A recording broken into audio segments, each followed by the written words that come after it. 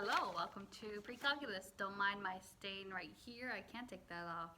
I don't know where it's from. Let's go ahead and get started. This is the last portion of it. I did make a mistake on one of your tests or your homework assignments. I am going to cancel out, so it's not going to count against you. But it was talking about symmetry.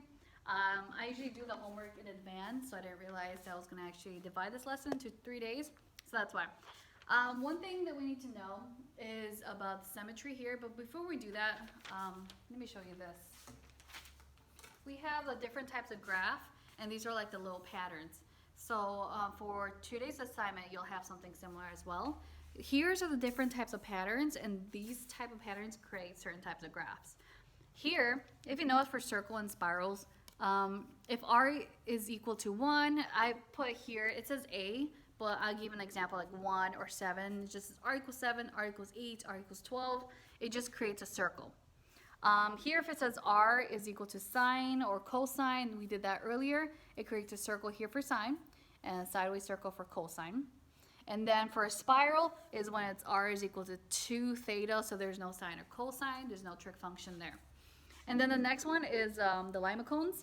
This is whenever you have the a plus or minus b sine theta. So let's say like 3 plus 2 sine theta, 7 plus 3 sine theta. A is the number that's adding into the function. B is a number right in front of that function there. So then here are the 4 different ways. So they apply with these type of pattern. So let's say A. So if A is 1 and B is 2. If A is less than B, which in this case it would, you'll have one of those little circles in between there. So create like a mini heart with a circle in between. If A is equal to B, let's say 1 plus sine theta, meaning the number in front of sine is 1, so you'll have like a weird heart like that. And then you'll have A, if A is greater than B, so let's say 2 plus 1 sine theta, you're going to have a little baby, little heart there, a little lump there. And then the last one is if A is greater than or equal to 2 times B. So let's say it's 4 plus 2 sine theta, it'll be 4 is greater than that. You'll have like somewhat of a circle there. The last one is the roses. For these type of roses, it's for the period. So if you see the sign n, that n is going to determine it's going to be like a rose. But then depending on the roses, it all depends on that number. Let's say if this n is even, let's say 4, let's make it odd actually. So let's say 3. So it says r is a cosine or sine 3 theta, so that 3 is affecting the period. So if it's odd number, that means that number is going to show you how many leaves. So r is equal to a cosine 7 theta. That means there's going to be exactly the number of leaves as there is a number of periods. And then the other one is the even. So let's say is r is equal to cosine 2 theta. That means you're going to double the amount. Since it's 2, you're going to have 4 rose petals. If it's 4, you're going to have 8 rose petals, and then there's more there. And the last part is the lemniscate. So then here is if you have the r squared is equal to a squared sine theta. Sine is sideways, cosine is directly on that polar axis right there. So just like sine is above here, cosine is the side, it's similar to this right there. So these are the type of functions. You can already look at this, and depending on what problem, like this one up here, you can already tell which one it is. I'll give you a hint. Boop, boop, boop, right there. And that will tell you what kind of graph it's going to look like. So now let's go ahead and move on. I left a marker up there. But for symmetry, we have 3 different types. We did this before with the x-axis and the y-axis. Meaning, if you were to substitute, for example, 1, if you were to replace theta with negative theta, if you end up with the same answer, the same equation from the beginning, if you replace it, then it's symmetrical to the polar axis or the x-axis, so it's the long one here. If you replace r with negative r and somehow you end up with a positive r in the end, so you end up with the same equation, it's symmetrical to the pole, so it's going to be... The book has it. I don't have my book. And then the last one is symmetrical about the y-axis. And for the y-axis, if you replace theta by radians minus theta, you'll end up with, and if you end up with the same equation from the beginning, it's symmetrical to that. So there's 3 different types of symmetrical things. Here for number 1, if you replace it with theta to negative theta, so if you change the degrees, here we learned about this, it's called even functions and odd functions. The only way, if you replace negative theta to one of these two trig functions, the only way it'll come out positive if it's even, meaning if it's only a cosine or secant. If you replaced theta with a negative for sine or cosine, or sine and tangent and their reciprocal functions, they will end up as a negative here. So the sine of negative theta is equal to negative sine. But the cosine of negative theta equals positive cosine theta. So this is even, this is odd, and it changes it, especially when you do your symmetrical functions. Example 6, here we have to sketch it. So r is equal to 1 plus 2 cosine theta. We're going to sketch this. Before we do, we're going to see how this graph is going to look like. One way is looking in what I had here on your book, that one page that shows you all those charts. You can already tell what kind of function it's going to look like, or what kind of graph it's going to look like. Here, let's go ahead and test it to see how else it's going to look like. So here we have the 3 different types. So 1, 2, and 3, about the polar, about the pole, and the vertical line. So I replace theta with negative theta. So I have r is equal to 1 plus 2 cosine negative theta.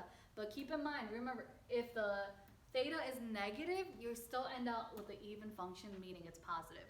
So then you're going to have r is equal to 1 plus 2 cosine theta. That means it's even. So it looks exactly like the original equation. I didn't write it down. Like that one up there. So therefore, it's symmetrical to the polar, meaning the x-axis. So it's going to be symmetrical there. It's going to be the same amount here from there. I tested number 2 and number 3 out, and you can look there. You can pause it, and you see how it's not going to work out. And that's why it's not symmetrical to anything else except the polar. So now let's go ahead and graph it. So in review of graphing, what I prefer, and I think I'd rather do this way than what they had before, is you graph it the normal way, how you would normally graph a sine or cosine function, and then from those coordinates, from each one of these, you're going to graph your polar coordinate. So it's a cosine, meaning it's up 0, down 0, up. It looks like the amplitude is 2 and negative 2, but then you're adding 1 to your amplitude. So remember, instead of going the 2, you're going to add 1 more, so you're going to move 1 unit up. So I'm going to circle this, 1 unit up. So 1 unit up, that's when you're going to graph each one. So it's cosine, there's nothing happening to the period, and remember, it's standard from 0 to 2 radians, so you're going to have a normal wave. So normally you start at your maximum, which is 2, but you have to count 1, which is up here. So it's up 0. So here I'm going to go at 0, but remember I have to count 1 unit up because of that 1 plus 2 cosine theta. Normally we see that near the very end, but in this case you're going to put it in the beginning. Up 0, down, so normally we're going to go down to your minimum, which is negative 2, not just 1, negative 1. So negative 2, but then we're going to go back up 1 because of that shift. And then up 0, down 0, so you're going to go back to 0, but then you're going to count 1 up, and this one's up, so it's going to be up at 3. So now, if I were to graph this, I get something like this. And then I'm going to go ahead and write each of the coordinates so I can create my polar. So this one, remember we always start with our radius first. So that would be 3. Our degree is 0. Next one is this one right here. Looks like it's at 1 at radians over 2.